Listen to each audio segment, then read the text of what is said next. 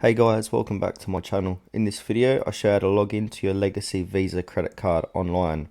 Please make sure to watch this video to the very end so you don't miss out on important information and make any mistakes. In saying that, let's dive in. Alright guys, on your PC, laptop or mobile device, open up any web browser, head on over to Google and then type in Legacy Visa credit card. And now what you want to do is ignore all the sponsor results here and then go down and look for First National Credit Card from firstnationalcc.com. That's the official website. So click into that. And then from here you have a login button.